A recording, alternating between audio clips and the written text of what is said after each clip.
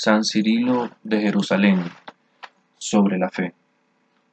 Ahora bien, la fe es la sustancia de lo que se espera, la evidencia de lo que no se ve, porque por ella los ancianos obtuvieron un buen informe. La gran dignidad que os otorga el Señor al trasladaros del orden de los catecúmenos a los fieles, la muestra el apóstol San Pablo, cuando afirma: Dios es fiel, por quien fuisteis llamados a la comunión de su Hijo Jesucristo.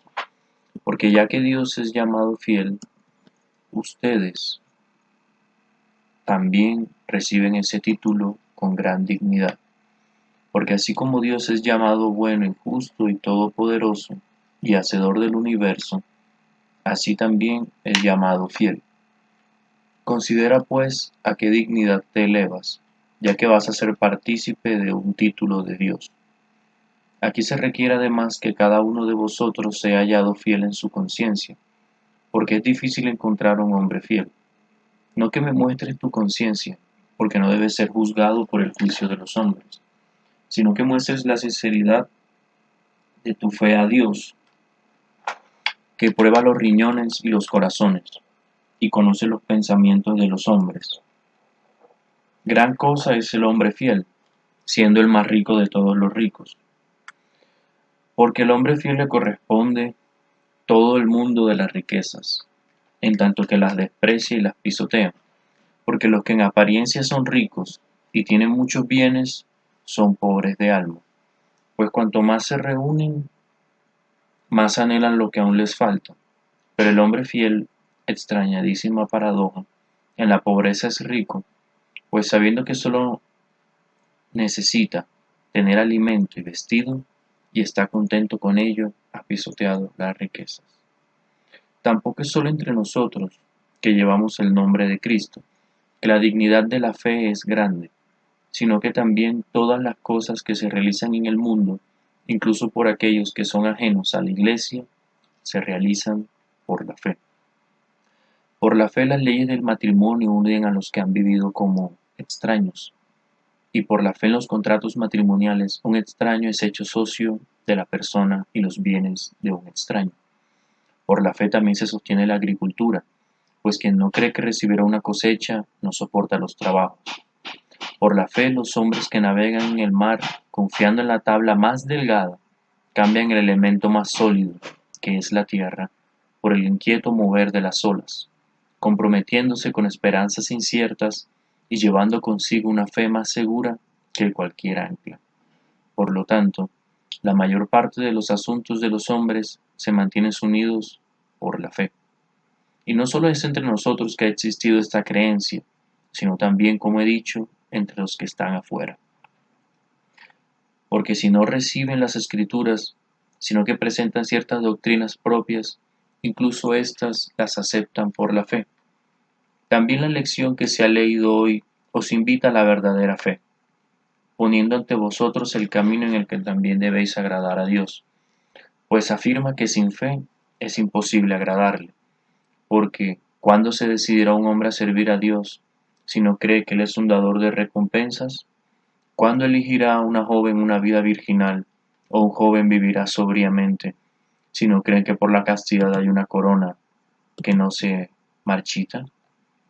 Fe es un ojo que ilumina toda la conciencia e imparte entendimiento, porque el profeta dice: y si no creéis, no entenderéis.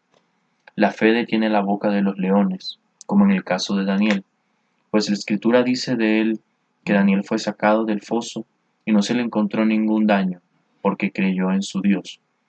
¿Hay algo más temible que el diablo? Sin embargo, incluso contra él no tenemos otro escudo que la fe, un escudo impalpable contra un enemigo invisible, porque él envía diversas flechas y derriba en la noche oscura a los que no velan. Pero como el enemigo no se ve, tenemos la fe como fuerte armadura, según el dicho del apóstol: en todo, tomad el escudo de la fe, con el cual podréis apagar todos los dardos encendidos del maligno. A menudo el diablo lanza un dardo ardiente de deseo de indulgencia vil, pero la fe, sugiriendo una imagen del juicio, enfría la mente y apaga el dardo. Hay mucho que contar sobre la fe, y todo el día no sería suficiente para describirla completamente. Por el momento, contentémonos con Abraham como uno de los ejemplos del Antiguo Testamento, ya que hemos sido hechos sus hijos por la fe. Él fue justificado no solo por las obras, sino también fue justificado por la fe, pues aunque hizo muchas cosas bien, nunca fue llamado amigo de Dios, sino cuando creyó. Además, todas sus obras fueron realizadas por la fe dejó a sus padres, por la fe dejó la patria, el lugar y el hogar. Así pues, como él fue justificado, sé tú también justificado. En su cuerpo que ya estaba como muerto por su descendencia, y Sara su esposa que era ya vieja, y no tenía ninguna esperanza de tener hijos. Dios promete al anciano un hijo, y Abraham, sin debilitarse en la fe, aunque consideraba su cuerpo como ya muerto, no prestó atención a la debilidad de su cuerpo, sino al poder de aquel que lo había prometido, porque consideraba fiel a aquel que lo había prometido. Y así, más allá de toda expectativa, obtuvo el hijo de cuerpos como si estuvieran muertos. Y cuando después de haber ganado a su hijo, se le ordenó que lo ofreciera, aunque había oído la palabra, en Isaac será llamada tu descendencia, procedió a ofrecer a su hijo, su único hijo, a Dios, creyendo que Dios es capaz de resucitar incluso de entre los muertos. Y habiendo atado a su hijo y poniéndolo sobre la leña, procedió a ofrecerlo. Pero por la bondad de Dios al entregarle un cordero en lugar de su hijo, recibió a su hijo vivo.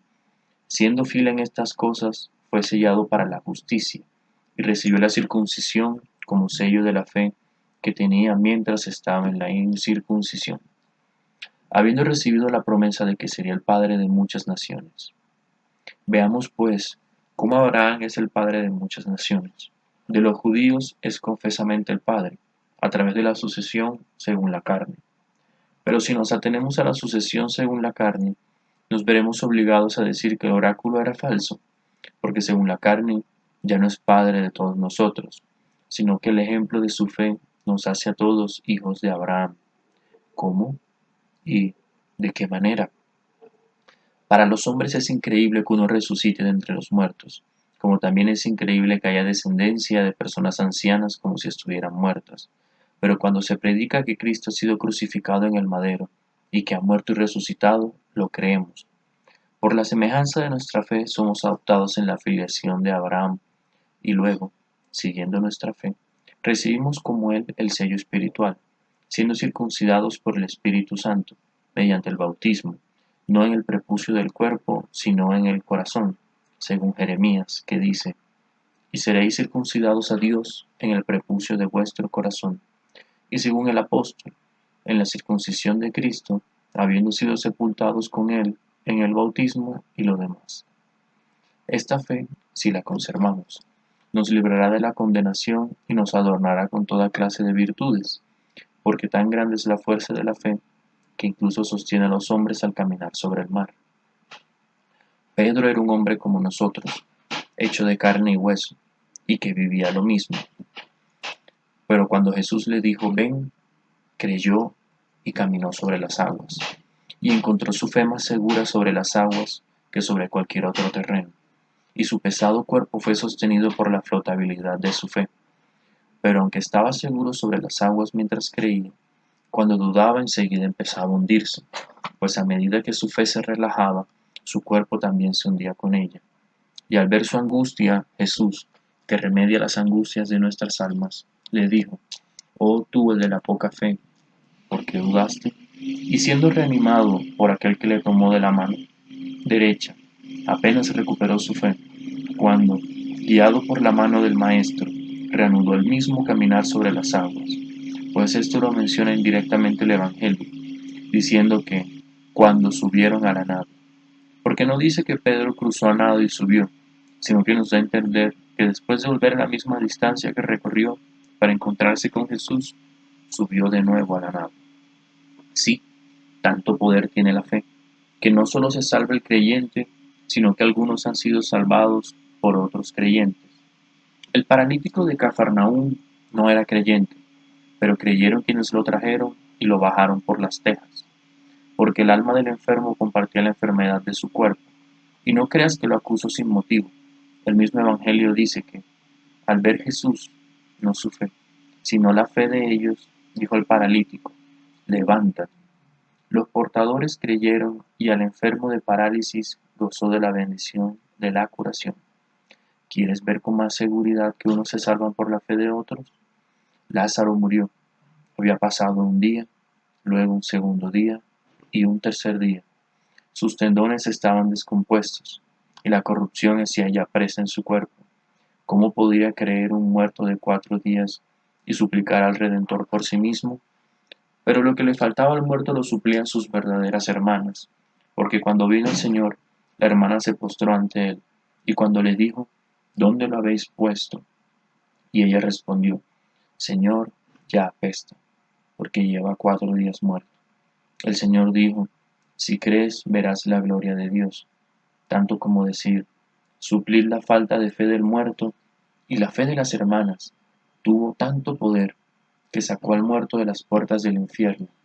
Así pues, los hombres, creyendo unos en favor de otros, han podido resucitar a los muertos. Y tú, si crees sinceramente por ti mismo, ¿no serás mucho más beneficiado? Es más, aunque seas incrédulo o de poca fe, el Señor es amoroso con el hombre. Él condesciende contigo en tu arrepentimiento. Solo por tu parte di con mente honesta, Señor, yo creo, ayúdame en credulidad. Pero si crees que eres realmente fiel, pero no tienes todavía la plenitud de la fe, también tienes necesidad de decir como los apóstoles, Señor, aumenta nuestra fe. Porque una parte la tienes de ti mismo, pero la mayor parte la recibes de Él. Porque el nombre de fe es en la forma de hablar, uno, pero tiene dos sentidos distintos. Porque hay una clase de fe, la dogmática, que implica un asentimiento del alma sobre algún punto particular, y es provechosa para el alma, como dice el Señor. El que oye mis palabras y cree en el que me ha enviado, tiene vida eterna y no será juzgado. Y además, el que cree en el Hijo no es juzgado, sino que ha pasado de la muerte a la vida. Oh, qué gran bondad tiene nuestro Dios, porque los justos tardaron muchos años en complacerle, pero lo que consiguieron con muchos años de complacencia, esto te lo concede ahora mismo Jesús en una sola hora. Porque si crees que Jesucristo es el Señor, y que Dios lo resucitó entre los muertos, te salvarás, y serás transportado al paraíso por el que introdujo allí al ladrón. Y no dudes de que es posible, porque el que está en este sagrado Gólgota salvó al ladrón después de una sola hora de creencia, él mismo te salvará a ti cuando creas.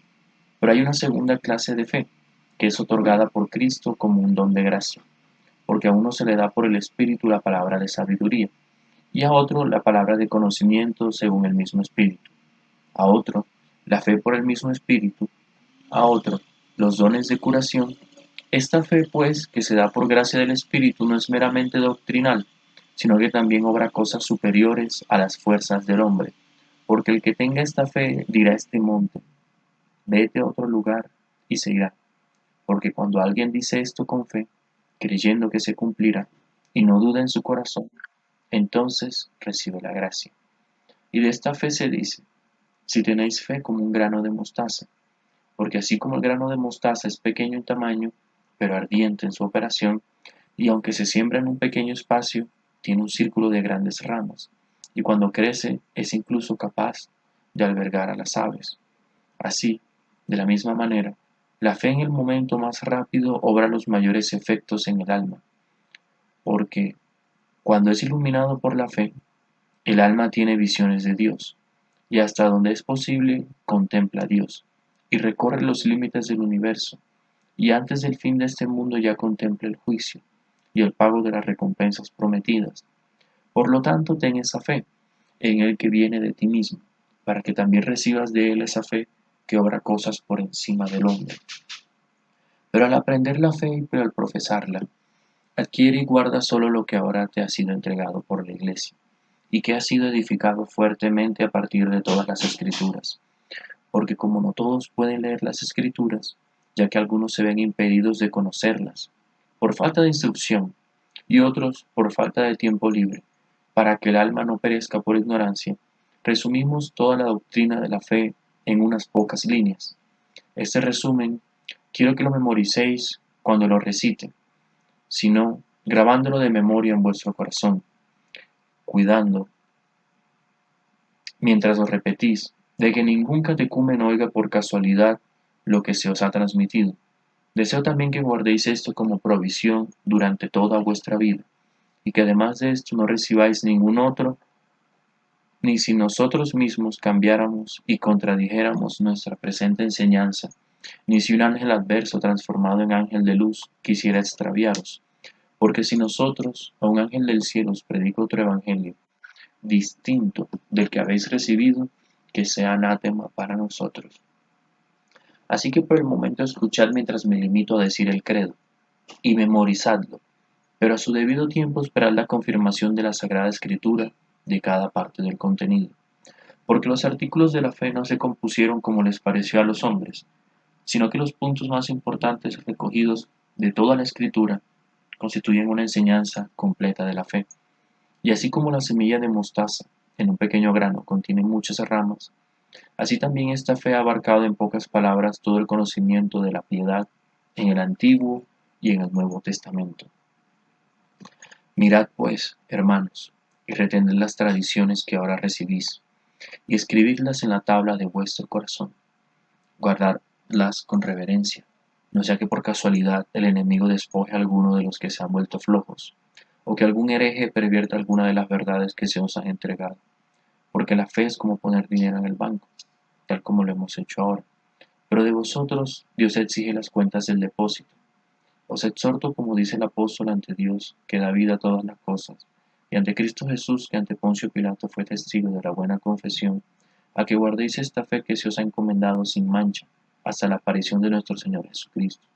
Un tesoro de vida te ha sido encomendado, y el Maestro exige el depósito en su aparición, que en sus propios tiempos mostrará quién es el bendito y el único potentado, el Rey de Reyes y Señor de Señores, quien solo tiene inmortalidad, habitando en la luz a la que nadie puede acercarse, a quien nadie ha visto ni puede ver. A Él sea la gloria, el honor, la fuerza y el poder, por los siglos de los siglos. Amén.